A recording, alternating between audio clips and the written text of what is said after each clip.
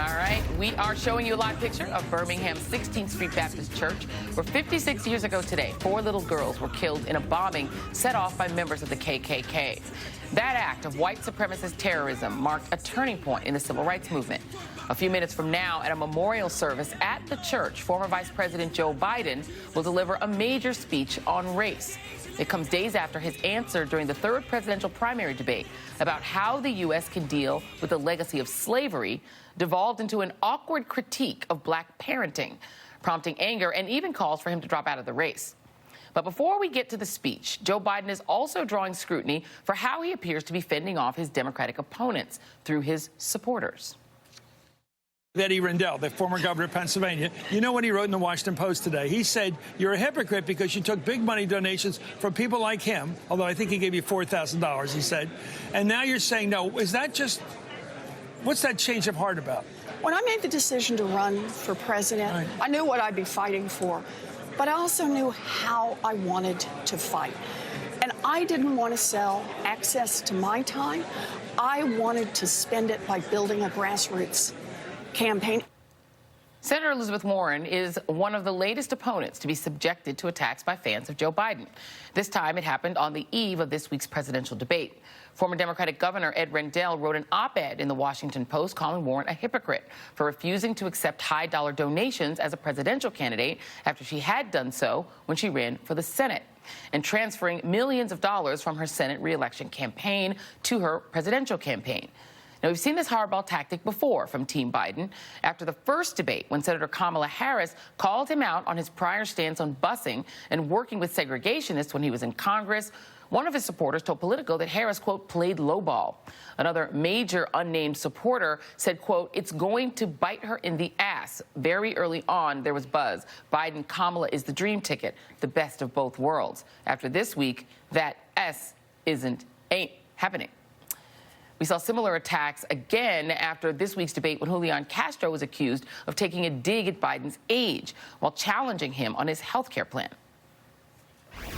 I think Secretary Castro, who likes to talk about learning from history, clearly didn't learn from the first 2 debates that, you know, taking personal cheap shots at Vice President Biden actually doesn't work out that well for the candidate who throws that shot. So is Joe Biden fighting his opponents through his surrogates? Joining me now is Jason Johnson, MSNBC political analyst and politics editor for TheRoot.com, Tiffany Cross, co-founder of The Beat DC, and Ed Rendell, a Biden supporter and former governor of Pennsylvania. And Governor Rendell, I'm going to go to you first because it was your op-ed that kind of prompted this discussion among our producers, among our team, just looking at the way that Team Biden has fought back against the opponents. There is a sense that Biden supporters will not brook any dissent from anything about Joe Biden or any criticism of him, which some might say would not be a helpful strategy, because if he is the nominee, he is going to be attacked mercilessly by Donald Trump. So what do you make of that, the sense that they will brook no debate from anyone else about Joe Biden's record? Well, first of all, Joy, thanks for having me on, because I want to clear up something. The Biden campaign didn't ask me to write that debate, and I don't take orders from anybody. I'm for Joe Biden, but I don't work for the Biden campaign. The New York Times called about a story that was published the Monday before the op-ed, and based on that story, they were doing a story about Elizabeth Warren's fundraising. And Elizabeth Warren didn't just change her policy, she attacked big donors and attacked the Biden fundraiser in Philadelphia in June, which I co-chaired. And 20 of the people who were at that fundraiser had given Elizabeth the maximum under federal law 10 months before for her Senate campaign. And then the Times called me on Thursday of that week and said, will you write an op-ed piece? But we have to have it by the end of the day. So I wrote the op-ed piece. But the Biden campaign didn't have anything to do with it. When I'm asked a question, I answer the question. But some might say that if Senator Elizabeth Warren, now running for president, has decided to take a stance on not taking big dollar donations because she's come to the conclusion that big money is toxic to presidential politics, really toxic to politics, some might call that a positive evolution. Why attack her for it? A lot of people are saying she's come to a more principled position, and good for her. Well, number one, she's said she will change in the general election if she wins the nomination and go back to the traditional way of fundraising. So that's a little odd. 2, she took $6 million from her Senate campaign that was raised in contributions of over $1,000 and transferred it to the presidential campaign. And 3, she attacked the Biden fundraisers who gave the maximum federal amount for doing exactly what we did for her less than a year before. Look, she can do whatever she wants, and I like Elizabeth Warren. But don't attack people who did what you asked them to do just 10 months before. She attacked us. Let me bring the rest of the panel in on this. And Jason, what do you make of all of this? Because you do have, you know, everyone has a right to criticize everybody. It's a competition, right? They're not all there to be friends. They're there to compete against each other.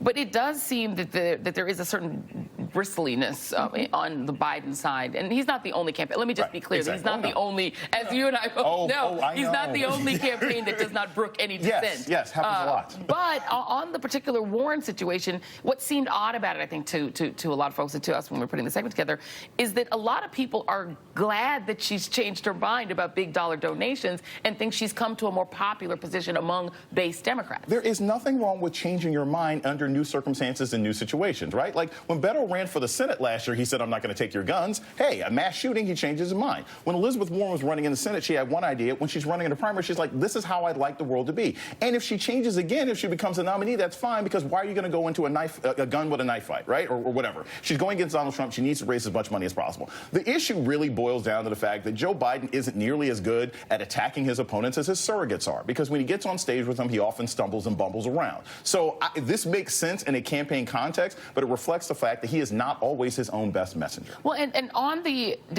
debate stage, the two principal attacks on him have come from candidates of color, from Julian Castro and from Kamala Harris.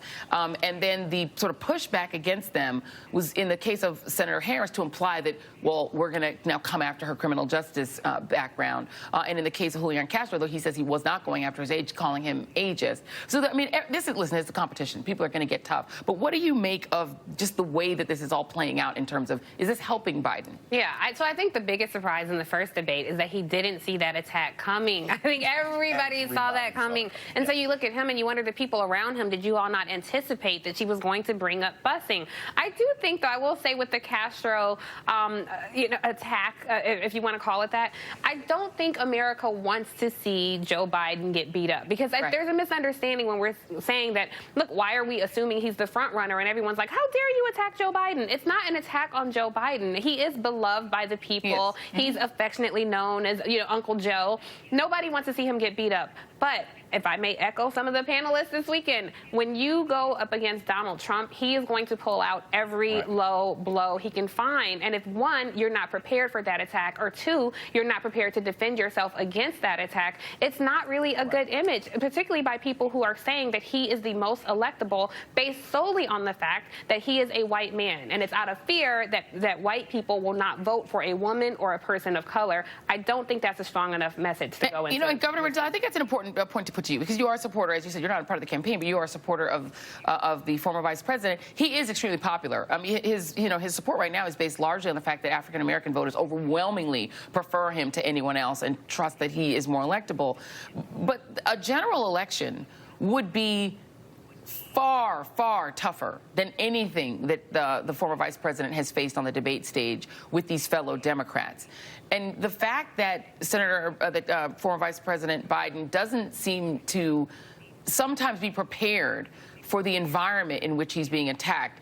I've been here at CBC Week. We've been here at CBC Week and going to events, and I've just been talking to people. And the one thing that people worry about the most with Joe Biden is that Donald Trump will eviscerate him, that he will be merciless, that he'll go after his son, that he'll go after his family, that he'll do anything to destroy him, and that there will be a repeat of what happened with Hillary Clinton, because there won't be the ability to respond, and there'll be so much coming at him that he won't be able to deal with it. What do you make of that fear, which I've heard all around, going around D.C. This week? Well, first of all, Joe Biden's performance in the 3 debates has gotten incrementally better. Eugene Robinson on MSNBC right after the debate said he thought Joe Biden did very well in the debate, and so do I. Dan Walsh, who's probably the most highly regarded political commentator in America, thought he won the debate. So I don't think his debate performances have been poor. The first one definitely was. I don't mean to interrupt. I'm going to let you finish your answer. Incrementally better. Right. I don't want to interrupt your answer, but Hillary Clinton was on paper won every single debate with Donald Trump. She was much more substantive, much more knowledgeable, much more presidential, much more serious. But at the end of the day, what stuck to her were obviously the obsession in the media with her emails, but also Donald Trump's really vicious low blow attacks on her. Are you worried that those kinds of things that Joe Biden won't be able to respond sufficiently to them, and he'll have the same problem that Secretary Clinton did? Look, Donald Trump is a bad man, and he's going to run a scummy campaign no matter who our candidate is. He will find stuff to attack. He will make stuff up to attack. And Joe Biden can hang in there. He's tough. He's a seasoned political veteran, and he's got one thing going for him that maybe Bernie has and nobody else. The American people know exactly who he is. They have made their opinion of him, and you're right. Their opinion is that he's a good, decent man with good values. It's very difficult to change people's minds for someone like that who is so well known and has been seen in action for 40 years. Well, we're gonna take a break. I'm gonna have everybody come back and talk about it, because now Joe Biden is starting his speech for Vice President Joe Biden. He's speaking in Birmingham, Alabama, to mark the 56th anniversary of the 16th Street Baptist Church bombing. Let's take a listen. Supremacy. Even in a city then described, as I remember, as the most segregated in the United States of America, the assassination of 4 bright, promising, innocent young girls preparing for Sunday school, the indiscriminate cruelty of a stick of dynamite, the appalling impunity afforded the murderers, while a grieving community cried out for justice and the nation watched. It pierced us. Addie Mae, Cynthia Carroll, Denise, their murders laid bare the lie that a child could be free in America while oppression's long shadow darkened our cities and ruled our countryside. These children of God today would be approaching 70 years of age. Each individual life, rich in promise, stolen. Each future, unfulfilled. Sarah Collins Randolph, Addie Mae's sister, who I got to see again today, still carries the scars, both externally and internally. For Sarah and for so many of the family members here today, this is not a symbolic loss that transfixed the world and inspired the whole nation. It's personal. And even 56 years later, it's tragic.